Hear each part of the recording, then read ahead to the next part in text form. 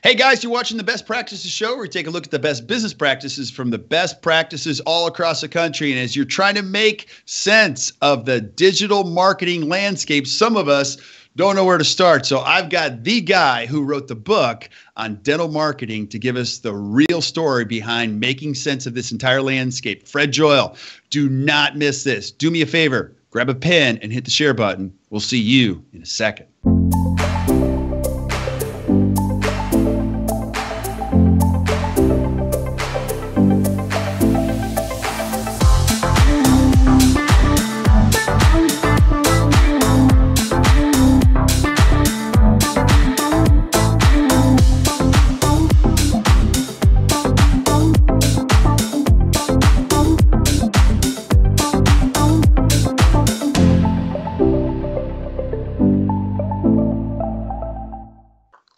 Hey guys, welcome back to the Best Practices Show. We are having so much fun doing these. Like I say all the time, I'm crazy grateful that you guys are watching, giving us good feedback and great suggestions for shows. And a lot of the questions we get are about marketing. So I've got the man, the myth, the legend, the guy that wrote the book, one of the best books ever written in dentistry. If you haven't read it, he's got another book. We're going to talk about this. And we're going to talk about making sense of the digital landscape in marketing, which we are constantly trying to figure out in this ever-changing dynamic world. So before we get started, couple show notes.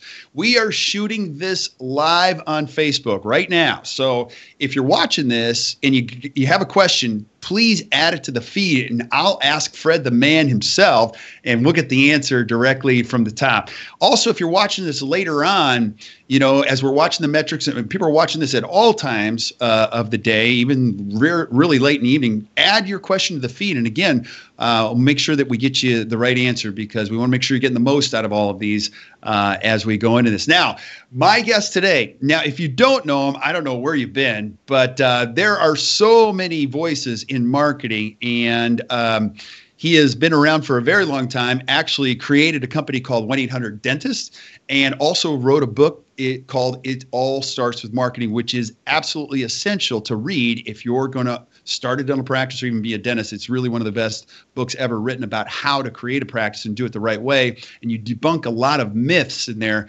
with great data. And Fred, I'm just going to give my intro of you, but I want you to do your intro too, is you do more research than anyone probably in the world on how great dental practices work, just because you guys have the budget, you have the metrics, you have all this. So you're tracking data. And I joked with you beforehand, we're all kind of guessing based on what we see, but man, you see the real deal. Now, if people don't know who Fred Joyal, who's Fred? What's your story?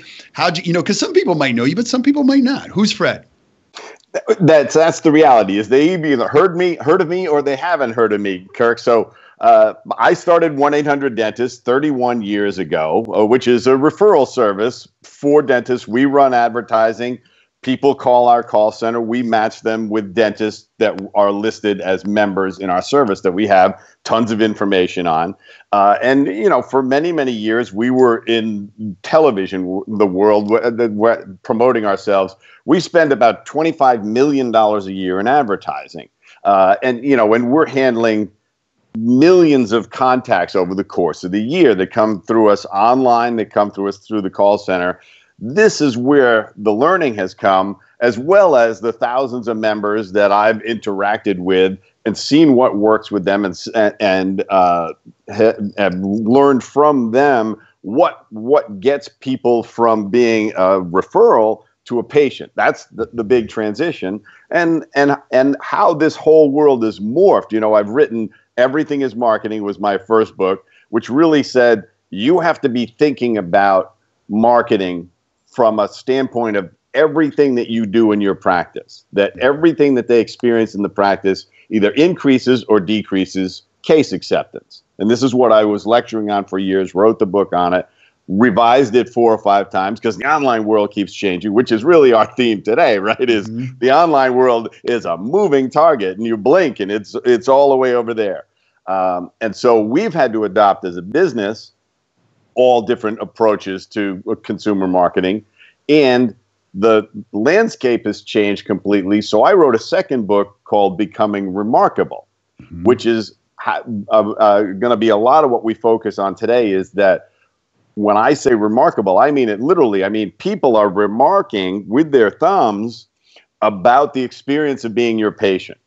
Mm-hmm. And without that, you're in a lot of trouble. Without that, your reputation is being built online permanently, completely out of your control if you're not paying attention, if you're not actively, systematically approaching it with the techniques that work to create that reputation. Right. So that's who I am. Yeah. Now, I want you to talk about why this is so important, because you and I were talking and you do all this research and you were trying to determine how reviews influence doctors' choice. Like, tell everybody that story, because that blows my mind. Like, why is this conversation so important today?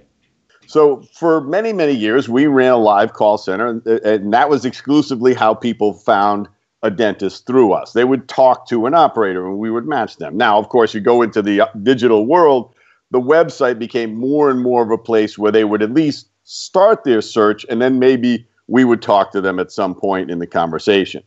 What has happened now is that we have a whole module in the site that's on the phone or in the website on the computer, where they can find a dentist that takes their insurance, is near them, that does the treatments that they're looking for, and has an appointment available when they want. They can do all of that and choose dentists that appeal to them. Right. Now, in each dentist profile, and they can complete it all online. That's the important thing, because don't forget, if they're under 35, they don't want to talk to a human being unless it's absolutely necessary. And so, especially when it involves anything that could be done with an app or a computer. Right. So we've had to adapt that. So we have reviews of many of our members. There are reviews from actual patients who have been to the practice. Now, a certain percentage of our members, kind of old school folks who haven't generated any reviews from their patients on our site. And I was quizzing you. I said, when people are searching online and you're going to complete the whole referral online, what percentage of doctors do they choose without reviews? Yeah, and I didn't know the answer. I was afraid to ask because I knew it wasn't going to be good.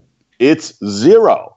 Zero. If they don't see a review of the dentist, they go to the next one.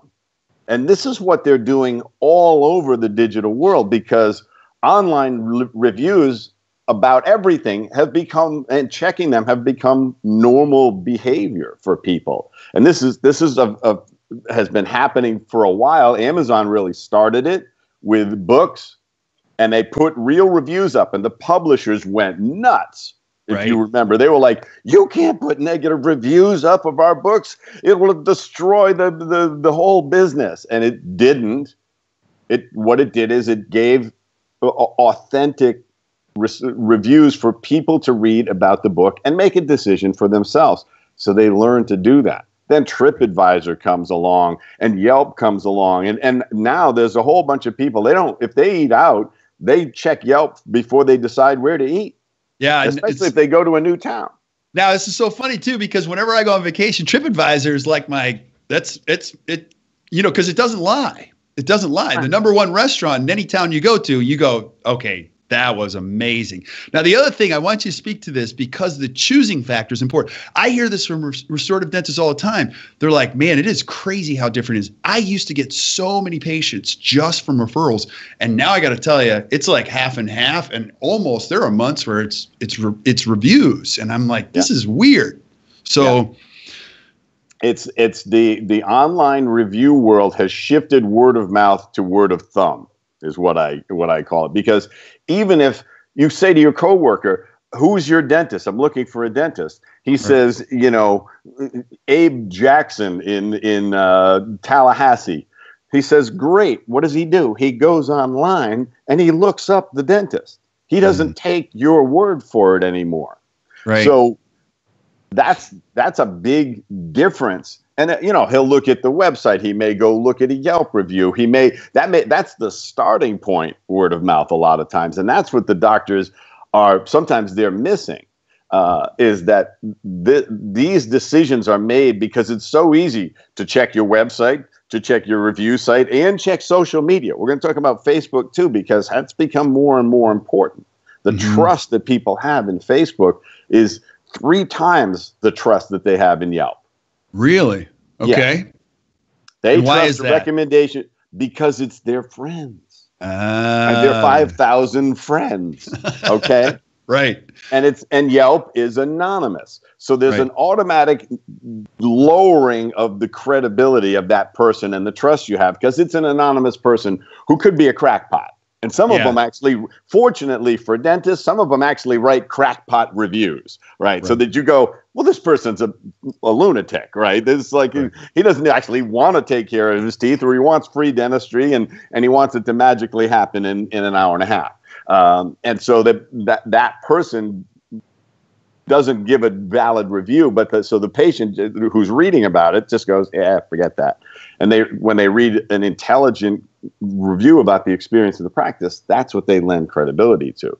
But they're going to go to Facebook and say, because a lot of people don't realize that Facebook is searchable just like Google.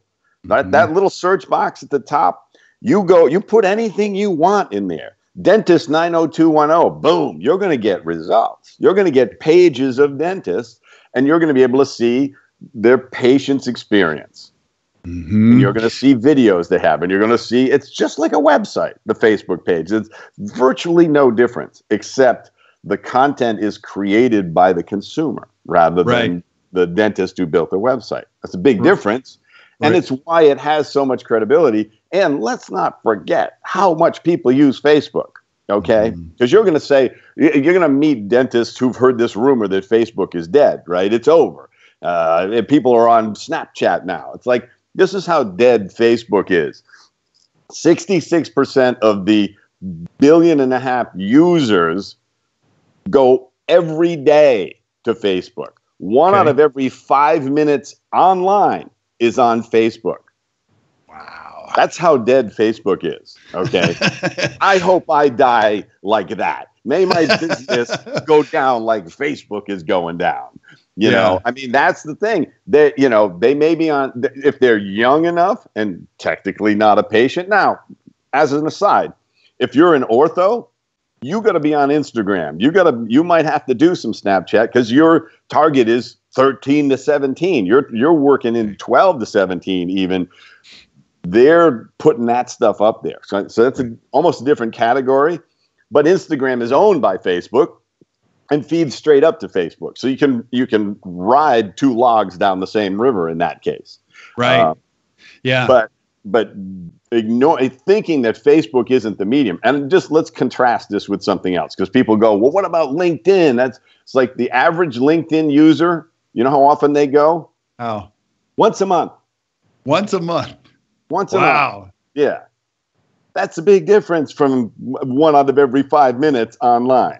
Right. So, LinkedIn is a different thing. It's not, if somebody says, oh, I'm going to teach you how to use LinkedIn to fill your practice with patients, run from that person. Now, hey, I have so many questions, and we're getting good questions now. How you hear these stats, how much time does the average Facebook user spend on? So 1 in 5 minutes online is on Facebook, but let's take an average person. How much time does the average person spend on Facebook? Do you know the stat or not? I'm just curious. If you don't, that's okay. 27 hours a month. 27 hours a month. Now, a lot of times they're doing something else. They're on Facebook while they're watching TV or on their computer and stuff like that. The average daily user is on 27 hours a month. Where the heck did that time come from? Television watching is the number one thing. Work, okay, they're doing it at work. And sometimes that helps at work. I know practices that let their teams interact on Facebook because it's generating interest and content on the practice's Facebook page. You can't hide from social media. You can't wait for this trend to be over, okay? Because it's only going to be more impactful. Yeah. Now, I got another question for Dr. Khan. He asked this question, going back to reviews.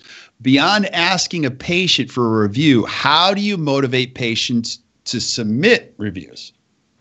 And it's important to remember, you don't need 1 million of them. If you got 1 a week, that's huge. Okay. If you got 1 Yelp review and 1 Google review, because those are the 2 avenues you want to work, in terms of generating reviews. One Yelp review, one Google review a week. That's 50. That's a super abundance. Okay. Right.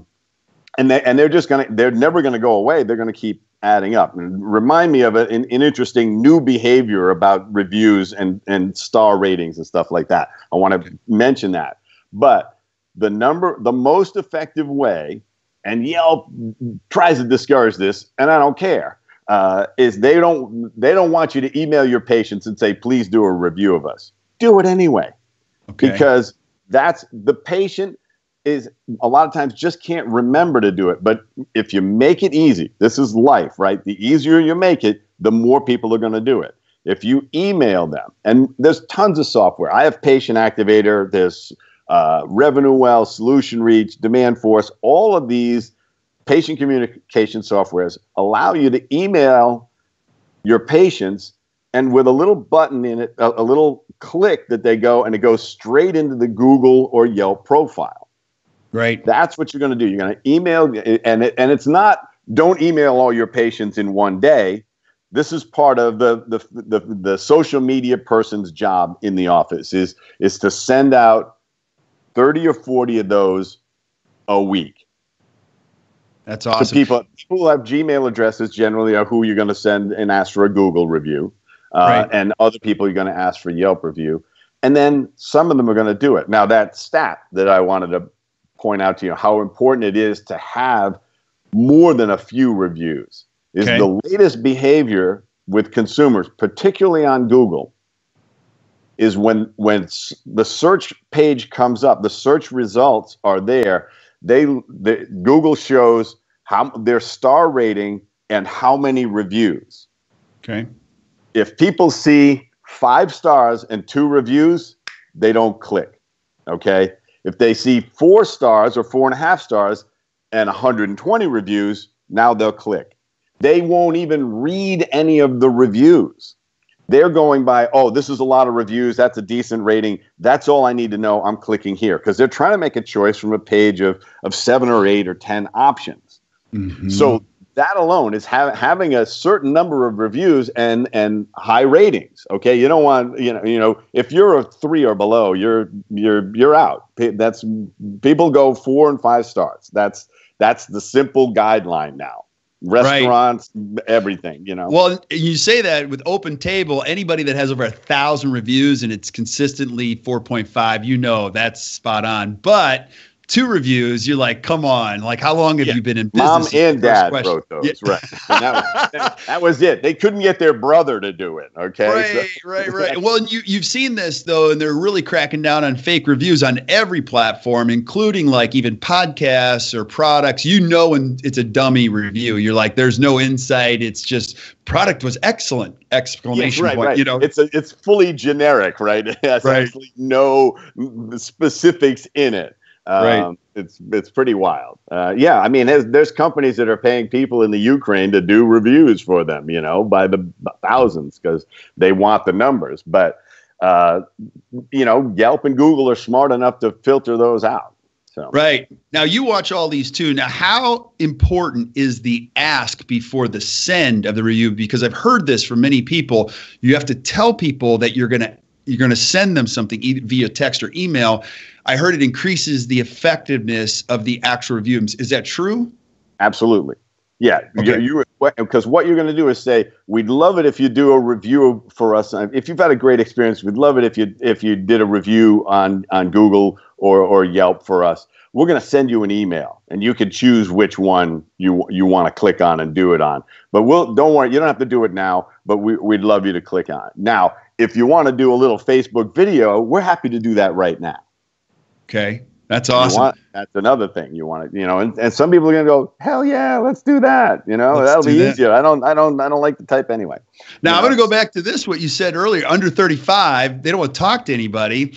And I'm finding a lot of kids, like even some of the dentists under 35, they don't really pay attention to their email all that much. And my kids, even they have an email address, but they look at it like the Europeans do, like once a month or whatever type of a thing. So is text or email a better way to send? Have you found a response rate better in those mediums?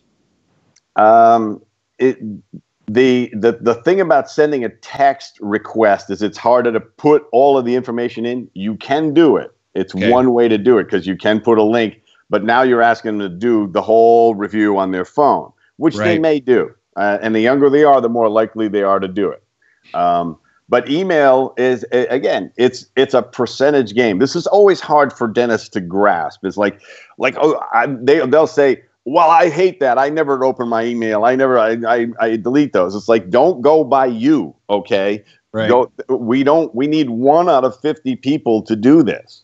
It's everything in marketing is a numbers game. There's no such thing as batting 1,000 in advertising, because we'd all be drinking Coca-Cola, right? If they could figure that's all we would drink, there would be no beer, there'd be no water, there'd be Coca-Cola. If that's what you could do with advertising, okay, that's not how it works.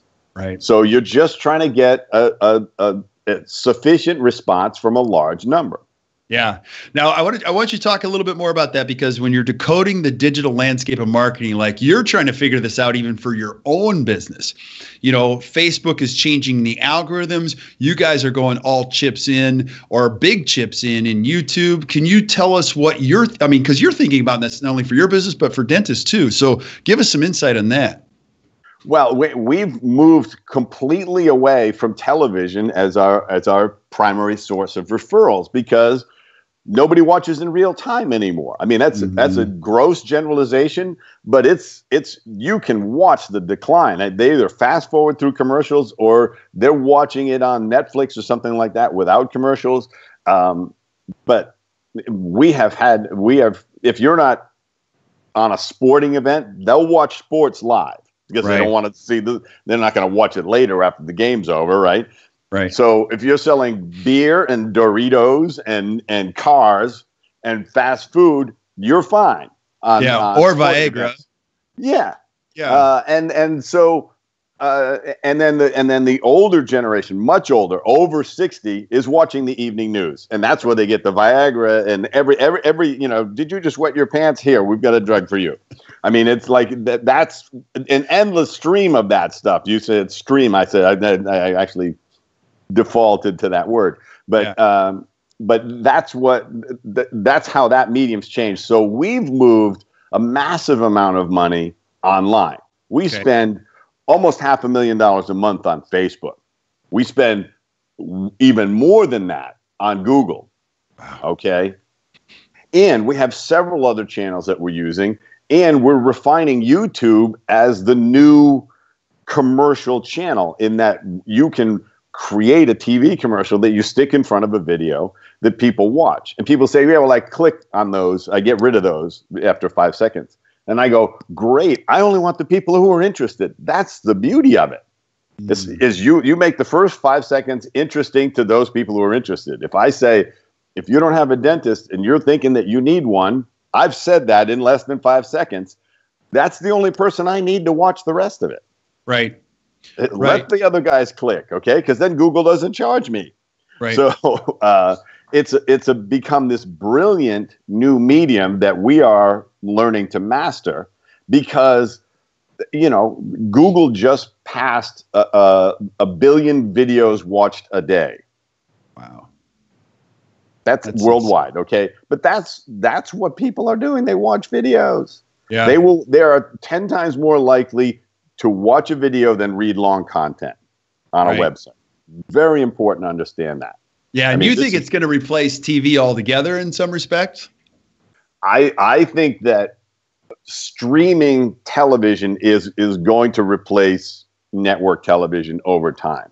Okay. Because even ESPN, which was the most valuable property Disney owns, is in ever declining usership and subscribership and ad revenue because they're talking about sports. They don't have a live event. They're blabbing about the live event or the event that just happened, so they can watch that anytime they want. And so it's harder and harder to sell advertising. They're not going to sit and watch TV and watch the commercials on a commentary about the sports. Okay. So that all of that stuff is changing. Television is the networks are at a total loss. Yeah. I mean, they're reinventing how they broadcast shows and where they stick commercials and stuff like that. And they're living off of political campaigns right now. Right. But even the politicians in the last election, the politicians moved something like 65% of their money online that used to just be dumped into television. Right. Now, you and I were coming up with a word, and we chose the word landscape, but you could also use the word landslide. First, it was the newspapers, and now it depends where you're standing, right? Now, this is changing so fast, and you were talking about the effectiveness of video, like how you mentioned people will watch a video, but really, truly, how effective is video in a dental practice nowadays more than ever? It is the most versatile and the most credible tool that you have. Okay, why? You have a patient testimonial that you've done. You just grabbed your phone and asked the patient, would you do just a 30-second testimonial about the practice? That we would love it if you would do that. Mm-hmm. People are going to say yes. Right. Not everybody. You don't need everybody. And you develop a sense of who's going to be a really happy patient, really good mood. They're used to making videos. They do this. They walk around and do this all day long. Mm-hmm. And just tell us what do I say? What do I, just say, tell us what it's like to be a patient in our practice. They will say, and use those exact words. And that cues, and you say, look, if you don't like it, we won't use it. If you want to do it again, we'll do it again. But most likely you'll be fine. 30 seconds, 20 seconds, whatever. They will speak from the heart, and they will talk about what it's like not to be clinically treated, but what it feels like to be in your office and how they appreciate that. Right. And now you've got it, and you can put it on Facebook. You can put it on your YouTube channel. You can put it in your website. You can build it into everybody should have a Yelp and Google profile where you can put video and pictures and everything for free in your profile. You stick some of these testimonials right in there. Mm-hmm. And it's all out there, and it's more believable than anything. And I stress, do not do big production value. You see some of these practices that do it. They set up a whole shoot, and they got a makeup artist and cameraman and lighting and stuff like that. And they sit people down, and they do a really nice video. And that's great to do a practice exposure video. What's it like in our practice? And tour the office, build that in and some patients saying stuff. Right. But the real power is when somebody goes, I've been coming here for 15 years, and I used to be terrified of the dentist, but Dr. Robinson he makes me so comfortable, and he's always taken such great care of me. My whole family comes here now, and it's like I'm never changing dentists no matter what. Yeah, that's awesome. Now I'm seeing people do it on the new iPhones. Would you recommend that? I mean, is that applicable now? That's the production value that I'm talking about. Low, because it's one. We're going to talk Hollywood. It's one take, unrehearsed, and because of it, it's 100% authentic. Mm-hmm. And what's interesting is I've had people do it, and they'll say, and I've done testimonials like that myself. They'll do it. They'll say, "Can I do it again?" They won't do it as well the second time. Really? They're overthinking it. The first time comes right out, and it doesn't matter if they stutter or they pause or they start over. That just makes it more believable. Yeah. So that's so important to remember. You can overproduce these things and shrink the credibility of them. People want, one thing to always remember is sound. Okay, we know this. You don't want to be too far away or have a lot of ambient noise and stuff like that. The visual setting doesn't have to be perfect because it's 30 seconds. Mm-hmm. The sound has to be really clear because they're going to watch it on devices that often degrade the sound. Like you watch stuff on a phone, like the old iPhones is one speaker on the bottom, So you want good sound, but that's easy to do just by keeping it quiet. The microphones are good on these devices, but that's where the credibility comes from. And one more use of it, which I think is a fabulous one, is in the morning huddles. Right. Just show it to the team. Say, this is what our patients are saying about us. This is what we get to do every day, everybody. So let's get fired up and go out there and talk some people into taking care of themselves, because that's the thing we do for them. And Fred, that is an awesome point and great use for it, because, you know, if you're a team member watching this, everybody needs a little something before the day starts. And a lot of dentists don't run the most energizing morning huddle to the start of a day. So this is a great way to hear it from somebody else. Yeah, they sort of do that run over the schedule kind of thing, and what's our goal for the day? Okay, 3,200, and it's like, right. It's like, but bring some emotion into it. And you don't have to, if you can't do it yourself, let your patients do it.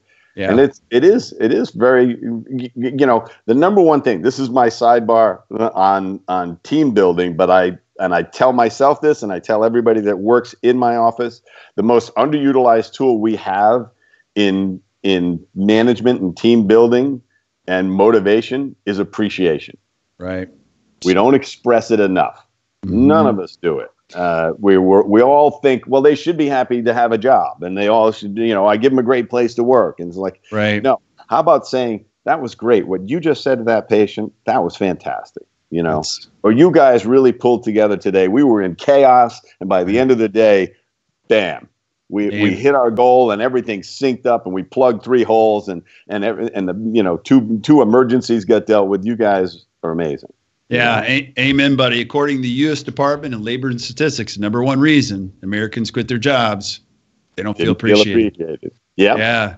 So there's so much. I look at you, the man behind the curtain. So like, what other things do we need to know, considerations as far as the future of the digital marketing landscape? Like, what should we be aware of? What do we not know? Well, understand that what you post on Facebook, for example, is very important to understand how Facebook controls who it shows to. Okay. Right. So I'm going to talk some very practical stuff. Okay. On your Facebook page, which is not your profile. I'm going to go super basic. Your profile is your personal page, personal site where you post your family stuff, and it's the individual stuff, and you have friends. Your page is your business page, and it functions just like a website, including a button that you can put in that they can click that emails you to request an appointment. Okay. Right. You got a book now button right there on the Facebook page. So that's powerful. That's your page. That's where you're going to put what it's like to be a patient of the practice. And you want followers. You don't just want likes, you want followers. Okay, what's the difference between followers and likes? It's where they clicked. Okay, somebody that likes your page or liked something you post is not anywhere near as effective as somebody who says, I want to follow this page, which means they're asking to be fed stuff from that page. Right. Now, what Facebook's doing is looking at all of that stuff and deciding how much of your stuff they're going to show to your followers. Okay. They're not going to, and some people say, well, I posted it, so all my followers my patients who are following me saw it. No, that's not what Facebook did. It showed it to 12% of your followers. Wow. Because they're deciding who, and it's the same thing on the friend side. When you post something on a friend site, it doesn't go to all your friends. It goes to the ones that like your stuff and read your stuff and comment on your stuff. And that's diminished way down to about 12%. Right. And they're tightening up this filter to do sponsored stuff so that they can generate revenue, right? They're in the ad business. They're not in the friend sharing business. Okay. Right. That's what you have to remember about all of these guys is that it's not about making you happy showing your pictures. It's about getting you there so that over here they can sell you what you might be interested in. And they work very hard at making it what you might be interested in. And you'll notice that. You'll if you ever click on something, man, that sort of stuff's coming at you after that. They're very intelligent about that. Now, the way to increase the viewership is to share somebody else's content. Okay. When you share, so you go to some other place, some other page, like a patient. If the patient, let's say, to me, the ideal is you say to the patient, I would love it if you would do a video of what it's like to be a patient in the practice, but let's do it with your phone, and then we'll share it on our page. You know what that does? 26% of your followers. Wow. So if sharing somebody else's content more than doubles the action. That bears repeating. So put it on their stuff, have them share it. That's going to increase the amount. You go to their page and you share it on your page. Okay. So they post it on their profile. You share it on your page. Very cool. Specific step. Right. So, and that just opens it up. That's really good to know. What else? And now let's go the giant leap. Okay. You know what Facebook loves more than anything? What we're doing right now. What? Facebook Live. Live's crazy. Live goes to 50% of your followers. Wow, 50%. This is crazy. So now we've been doing this for 2 months. We have over 15,000 followers. It's growing every single day, and over 247,000 views per week. Like, and I can't even get my brain around that. But really, I'm not that smart. You're the smart one. But we're just it's live. I know you're starting to sound smarter than me right now. Well, no, I'm not. And then the other thing people don't understand, like, help me make sense of this, because I've had people that are like, oh, you only had 2 people on your live yesterday. But what you don't realize is you're still getting great concessions when you're going live, that it's got treads to it and it's going to keep going beyond the live broadcast, right? Yes. Well, I mean, and this is the other thing they have to remember. If they want to do a video of the patient, they either do it live on their phone. If they say, we're going to do it on our page and we're going to do it live. Now, there should be a Facebook geek in the office that knows how to do this, right? Right. The most important thing to do, the second most important thing, along with doing it live rather than just recording it, is to save that recording. Right. Now, why? Because if you don't, it disappears from the phone. Because Facebook doesn't want you to have it. They want to keep it on their page and on your page, and now it's their content. But there's a little box with a little arrow in it on the page before it's asking you, do you want to post this? Because you've recorded the video live. Mm-hmm. It's streamed live on your Facebook page. Now you want to, Facebook gives you the option. Are you done? Do you not want this to exist on your page, or do you want it to stay there as a video, as a recorded video? Now, of course, we want, unless it's terrible, we want to click on it and say yes. But before you do that, there's 2 buttons. There's Post HD, I believe, is what it says now. It also changes. And then next to it, it doesn't say download to your phone. It's a little square with a little arrow in it. That's where you click on, and it downloads it to your phone first. It basically just saves it because it's in your phone. But Facebook, when you click Post HD, Facebook posted HD and erases it from your phone. Okay. So you want to save it first. And so now you've got material that you can use maybe to build the YouTube video, or just take it and post it on YouTube or wherever. Now its utility is there, but you've gotten all of the magic out of Facebook, Facebook Live especially. Boom, you're out to 50% of your users with this fabulous testimonial. Right. And you can use it everywhere else. Right. Now, I want to talk to you about this because if you watch the Super Bowl, you could see ad after ad. It seems like Zuckerberg's going all chips in on Facebook to crush Twitter or whatever. Like, there's no one, he doesn't want anyone competing with him on this platform. And I'm guessing live is going to be it. But in the same vein, I'm going to ask you the same question about reviews. Could you foreseeably see dentists now doing Facebook Live reviews? And is that what you're saying? Do it, just go for it, right? Your Facebook page has reviews, has recommendations from your patients. They can write those things. They exist. It's everything that they can get on Google, on your website, they can get on a Facebook page. So it's people's choice. Which way are they going to go? And they may go both ways.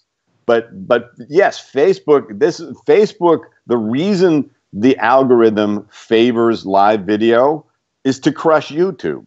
Okay. Wow. And the reason it starts playing automatically as people are scrolling down, you hit the video, it starts to play, is because they want the viewership. Okay.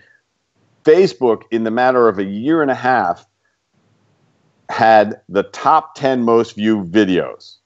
After YouTube owning that real estate forever, it took them a year and a half. That's all to get the top 10. Because they got so many eyeballs and they start playing it right away. Now, views, it's like, hey, I saw it. I didn't want to see it, but it started playing, you know. So they're getting the eyeball action. And hey, don't forget that Zuckerberg bought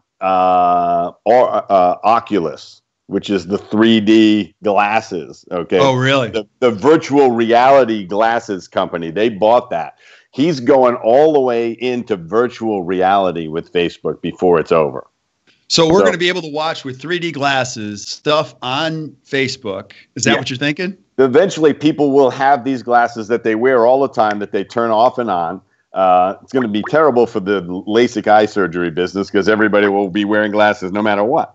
And it'll be like, do I go watch virtual reality? Am I on Facebook, and is it streaming this whole virtual reality world? I mean, all this stuff is coming, and it's coming faster than you think.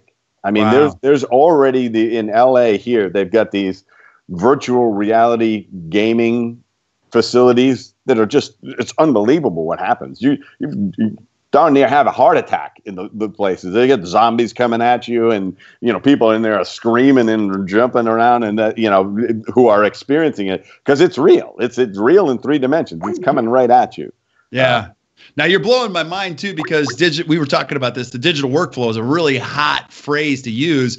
Now we can, you know, the possibilities can be endless from a dental perspective, how to further market, promote, tell people's stories. I mean, you could possibly just fly right into their mouth, do a scan, come back right out and see their whole head come around them and go, that's crazy. You know what I mean? Yeah. So and you can do it. The telephone. I mean, 1-800-DENTIST may be that at some point. It may just be like we have, you know, a dozen retired dentists working for us who are just looking at intraoral virtual reality shots of a patient's mouth and showing them and saying, "Look at this. I mean, this amalgam is, you know, is leaking all around the edges here. It's like you got about an hour and a half before you need to do something about this." And so. All of this stuff, it's coming. It will change how we interact with the world. I mean, in some ways, I don't want to be in the travel business because people aren't going to go to Paris. They're going to go to VR Paris, you know, because it's easier to do it from your couch while you're eating a hamburger rather than trying to figure out where to eat in Paris. Well, and the argument can be made about sporting events too. You know, you probably, you know, through Facebook, you'll be able to watch sporting events and have a better seat than you would paying for a seat. You know? Well, they're building these new arenas that basically there will be screens in every seat. So as you watch the game, because you watch a football game from a stadium, it's nowhere near as interesting, really, as watching it on TV. Right. So now if you can see at your seat, that's what people are doing. They're all sitting there with their phones watching a football game in the stadium because they want to see the instant replay. They want to see the close-up because you can't tell what the heck happened. You're up in the nosebleed seats. You know, crazy. You're there. You're cheering for the Patriots in 2 feet of snow, but you can't really see what's happening on the field. Yeah, this is crazy. I mean, this is mind-blowing. We can get really wild in predicting the future, but let's go back to just making, if a young dentist watches 32, you know, trying to make sense of the digital landscape. Fred, what would you say? Because you've seen it change so much. Like, let's say I'm a 32-year-old dentist watching this. I'm like, Fred, help me, brother. Where do I start? Give me the simple treatment plan. Break it down for me. What do I need to do?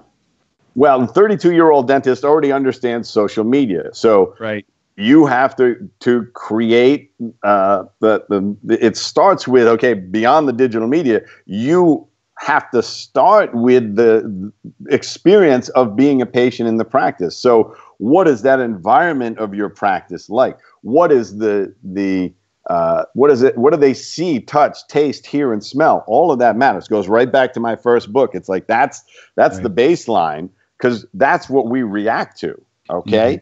And number one thing to remember as that dentist is they cannot assess your clinical skills. Probably not for 5 or 10 years, but they can assess the experience of your practice in about 20 seconds. On the phone, about 5. Okay. So that's what you have to, who is on that phone? is critical. And on that phone also means at that front desk. Where the happiest person in town works for you at your front desk.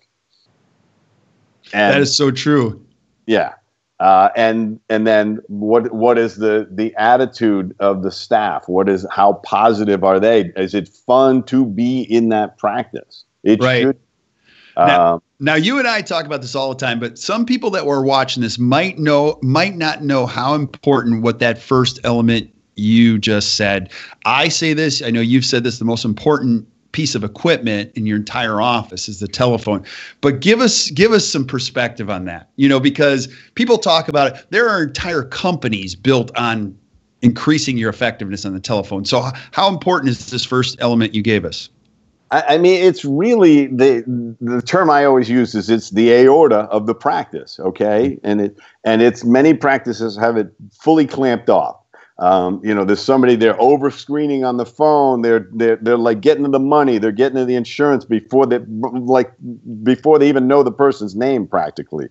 Right. When to me, it's about, come on in, see this place. You're going to love this place. You're going to love our doctor. She's amazing. My whole family goes to her. It's like, don't worry about the x-rays and stuff like that. We're not going to charge you anything till you come in. We see what's going on with you. But the doctor would be very concerned about what's going on from what you've told me. I think you'd really like this practice. I think you need to come in. Right. Can you come in at 2? And so that's what it's about. Now, maybe they have insurance that they want to stay in network and say, you know what, you should probably find a dentist that accepts your insurance. But why don't you come in and see us? We'll do a no-cost exam on you, tell you what's going on. You'll be armed with that when you go to a practice who takes your insurance. What the heck have you just done? Mm-hmm. You've made them lust for your practice when they go to that other practice. Well, you created an advocate too. You're an advocate. You're truly in the advocacy position.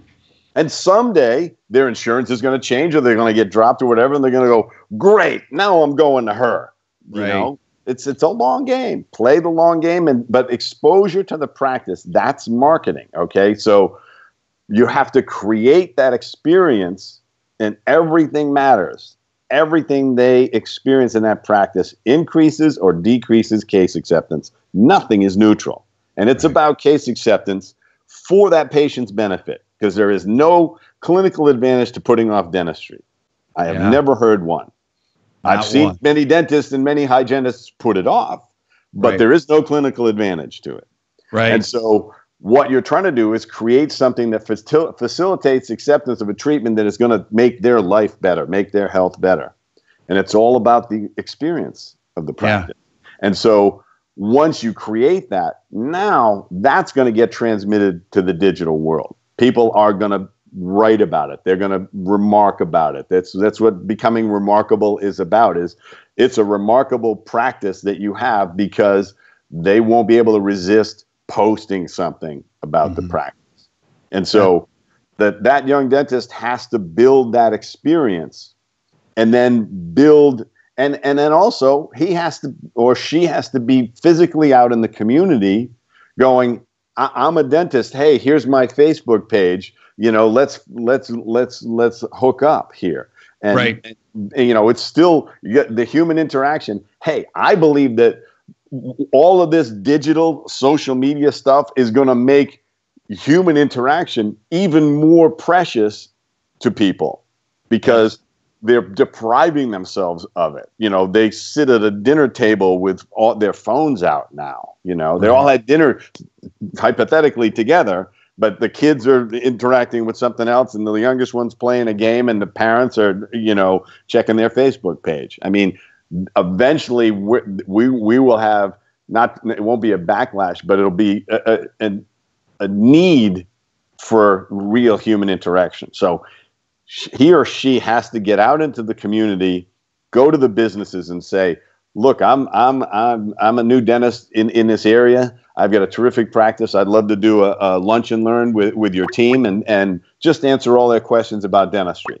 Mm-hmm. And you need to know it as the head of HR, because the number one cause of illness in your business is tooth problems or oral health problems that make them susceptible to getting the flu. If somebody has gum disease, which 50% of the population over 35 has, their immune system's fighting that 24 hours a day. Somebody comes near them with the flu, they get it, and they're out. So true. Days. Wow. So I want to help you benefit by having, better employee attendance, by less sick time, but also healthier employees. So I would love to talk to them about all of that. You got a plan, you don't have a plan, I accept your plan, whatever it is. And that's, when you start off, you're going to have to accept some plans. You're going to starve. If you think, I'm building a fee-for-service practice in Midtown Manhattan, like, good luck. Yeah. Well, and the other thing is, find a place where there isn't a dentist for every 500 people. Right. This is number one mistake dentists make, is they go like, I want to practice here because I want to live right over there. So I was like, it's like, do you know how many dentists there are per capita? Because if it's under 1,000, you're going to be buying patients with advertising at a very expensive rate, or you're going to have to buy somebody's practice. Right. Go where there are less dentists. Yeah. Or you have to be incredibly dynamic and people just absolutely love you. But that's a whole nother ballgame. Now, when we have all these things, because I love where you're going with this, the patient experience, the phone, you're out in the community. What do I do next? Like, because you don't have to spend $50,000 to $80,000 getting a digital presence, do you? No, you've got to build a really good dynamic website. Okay. And the best websites now, they're very simple, they're very clear, and modern looking. They usually have a carousel of photos that change, and they've got videos and reviews on them, and request an appointment thing. Very simple stuff, and then add content on other pages behind it.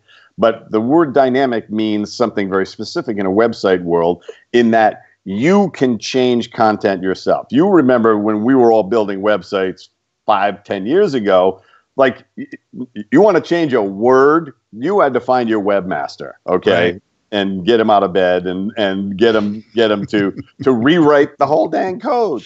Right. Now a dynamic website is almost like a Facebook page. You want to add a picture, add a picture. You want to add a video, add a video. You want to take something out. You want reviews to come up automatically from Yelp or from your patient activator.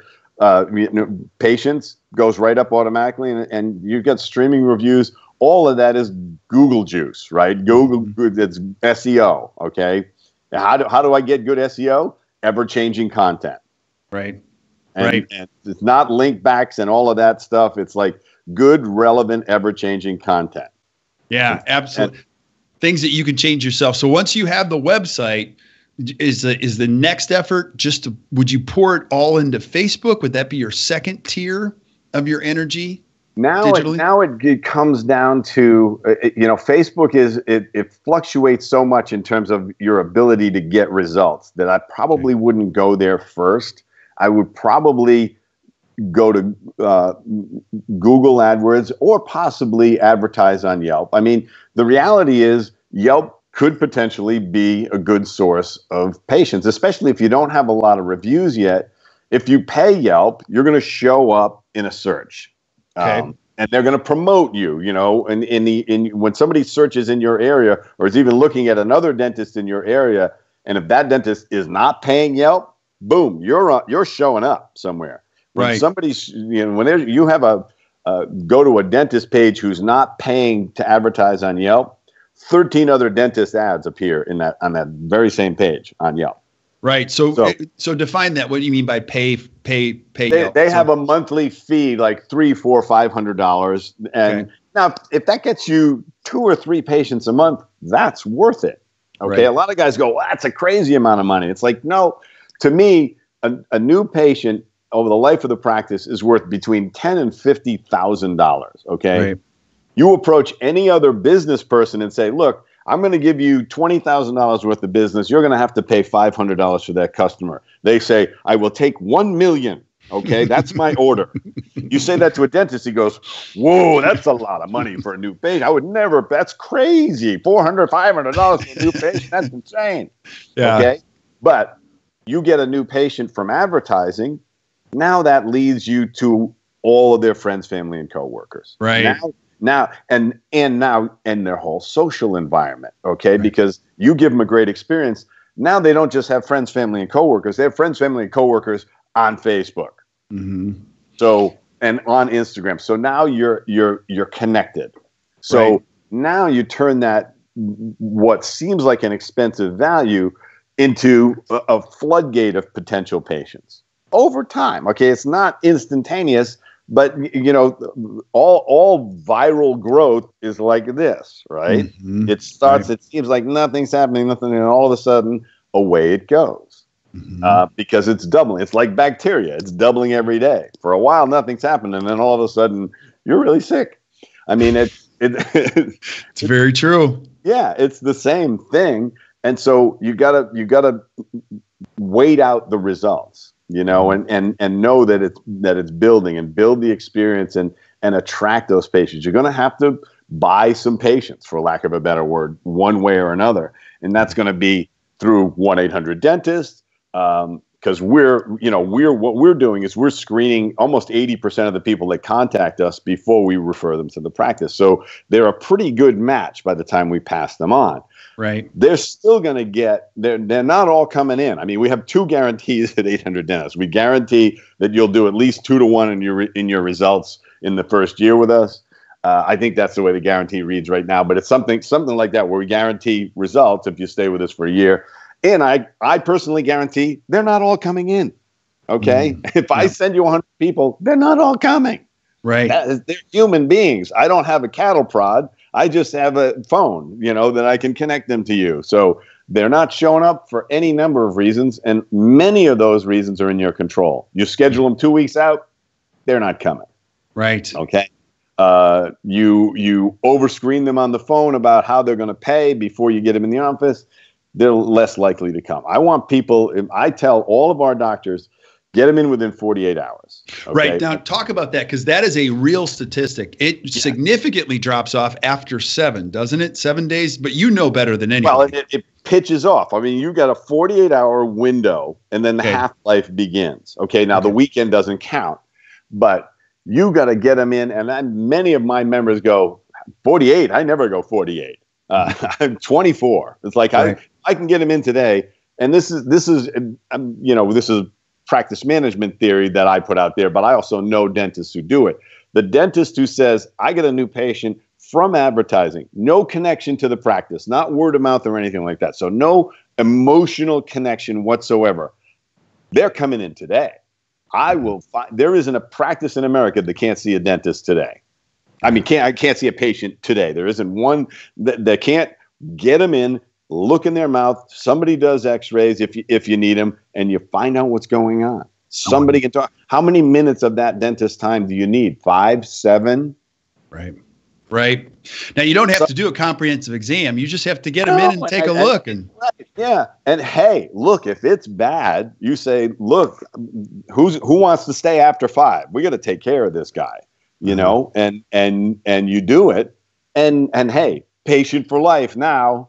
Okay. Right. You've made, $2,500 doing a root canal and a crown and taking the thorn out of their paw. And they never forget that you did that. And you said, look, normally we don't have time for this, but I can't let you leave here without taking care of this. Yeah. Now, if you're watching this and you just listen to what Fred said, here's why it's so important, because my guess is you believe that if you can get them in the door, they're going to stay. Do you know what I mean? Most everybody feels like, hey, look, they just got to come here, see how special it is. And most of them are going to stay. Now, if you don't believe they're going to stay, that's a whole other issue.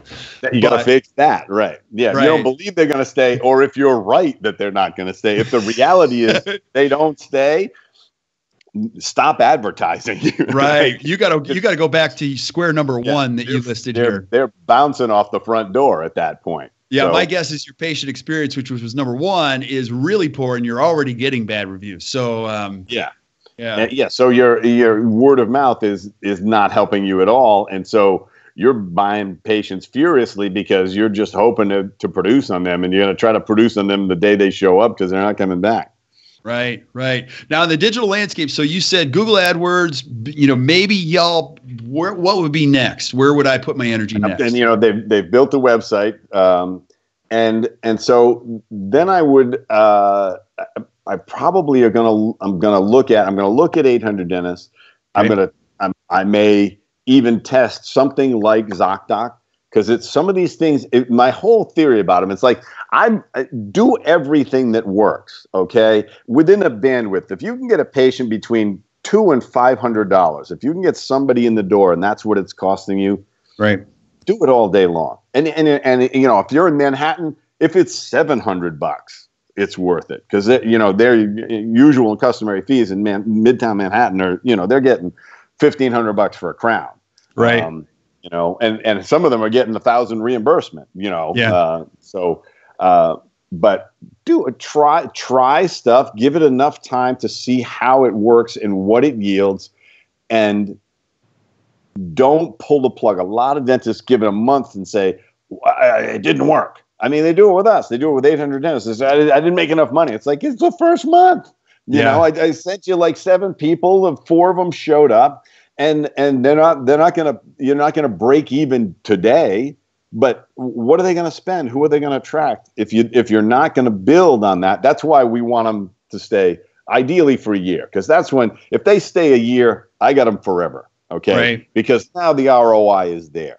And that's the way they have to look at it with a lot of their advertising. There's 3 to 6 months is a good test for an outside source. With me, it's longer, because I'm already refining the lead. So and I'm going to work with the practice. If they're not converting, like if they say, geez, I don't know, you sent me 10 people, but I only got 3 of them in, I don't know what's going on.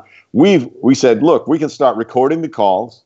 Yeah. That go into your office, because we record them on our side, but we can record the interaction between the patient. If you want, we'll do that for a month. We'll review those. And then we'll go like, Mary's a little mean on the phone. You've trained her to repel people, I think. Right. And so he goes, yeah, I know. But she came with the practice when I bought it. And it's like, right. You don't have to keep her. It's not required. Right. And she's got her foot on your earning throat right now. So yeah.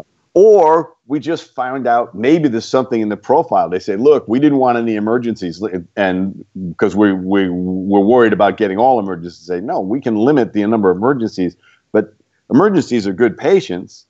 If you just make sure they come in with money. Right. Just understand, it's not a free transaction. It's like, show up with money, we take care of you. Yeah. Don't show up with money, we tell you where you might have to go to get some medication. Right. And you just be clear about it. But hey, emergencies is a procrastinator avoider. They're a gold mine of dental work waiting to happen. Yeah, and you helped me with that a long time ago, because it's very easy, as you learn a lot, to just have this dogma take over and say, well, they're not great patients. They're incredible opportunities. We've tracked it. They can become incredible patients. They're just, it was a time and readiness issue. They were just ready. You happen to be there, and then you gave them a great experience. So I agree. And going back to that numbers thing, not 100% of them. There will be some deadbeats. There will be some people just looking for Vicodin, okay, in the mix, okay? You don't be looking to bat 1,000 on these things, but know that, I mean, the good 800 dentist members, they go, I know that I'm going to get 1 patient a year that pays for my entire membership. Right. And the rest is gravy. Somebody's been putting off dentistry, never had a good dentist, just got divorced, going out into the singles marketplace. They took a good look in their mouth and went, that's a little scary. And they've got the money, they find a great dentist, and they spend $28,000 right out of the gate. And the doctor goes, I'm up.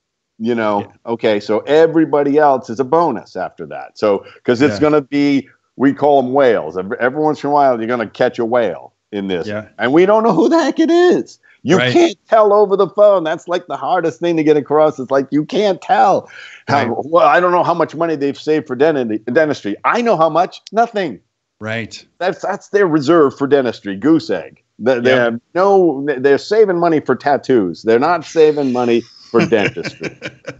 Well, and when you do that a couple times, you're more than covering the guarantee that you offer. Now, this is so cool, buddy. I have so many other questions. You and I are going to talk about a whole bunch of other topics on the just the whole landscape of marketing and different elements on other shows. And I am getting another question too.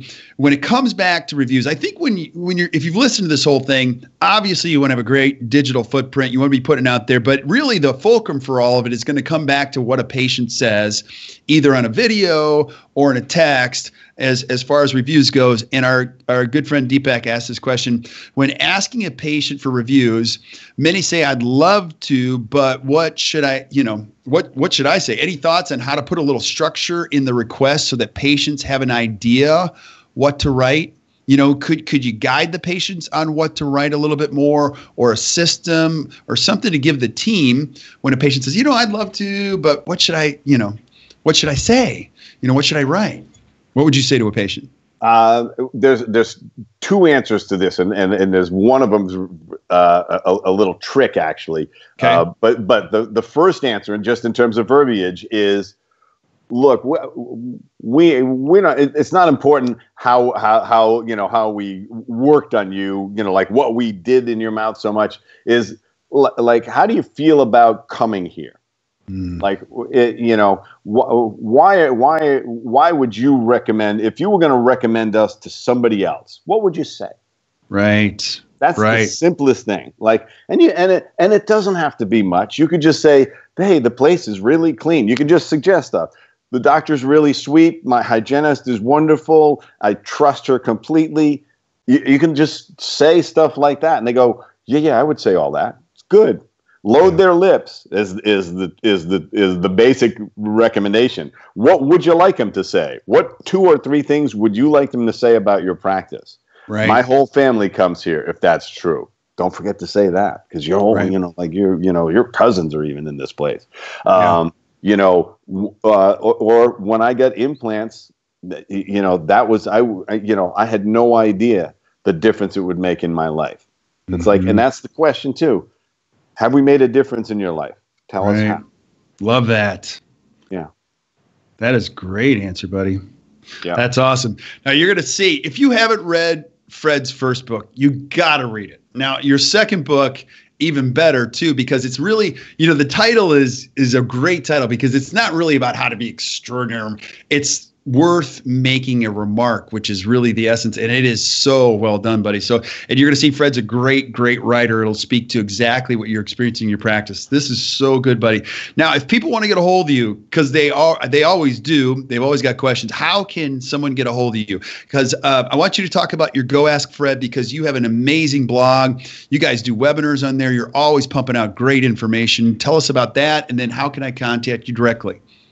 So the easiest way to contact me directly is through my blog site, goaskfred.com. It's also the best place to buy the book, the hardcover of the book. Right. Because you can buy it on Amazon, but it takes longer and you pay full price. If you go and you're a viewer of the Best Practices show, and you go on to Go Ask Fred to the book page and use my name, Fred Joyal, in caps, no spaces, the book's $10 shipped. Awesome. Either book. And I recommend getting them for the whole team. And I say that as a joke, but practices that do that, they get everybody literally and figuratively on the same page. It's also on Kindle. It's also on Audible. Both books you can buy if you're a digital reader or you're a listener reader. You can download the books on Audible, or you can go to Kindle. Yeah. So now if you can just text me through there, or you can go to the futuredontics.com, which is our corporate page, which, by the way, we have Facebook pages. If you go to the 800 Dentist page or the Future Dontics page, there's some great content to share. We post it for you to share on your Facebook page. It's all, and there you get the viewership. You go like, I don't know what the heck to post today. Go to Future Dontics Facebook page, go to 800 Dentist Facebook page, share it. It's just about something interesting about teeth or the world of oral health or any number of interesting things that are happening. Maybe a good cartoon or whatever. Just gives you content, because you want to. This is a last thought on Facebook. You can't post too much. Okay. Right. Okay. You can only post not enough. Really? It's not like spam. Okay. Uh-huh. It just scrolls down your wall. So it exists and somebody can go down and look at it, but it's not like they're getting bombarded with it. Okay. Like email in your inbox. Okay. It's a whole different thing. But if you're not there enough, that's what hurts. That's what hurts the algorithm. And Facebook says, these guys never post. We're just not going to offer up their stuff.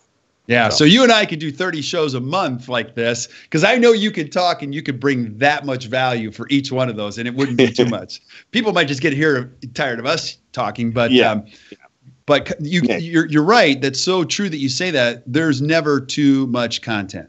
Yeah.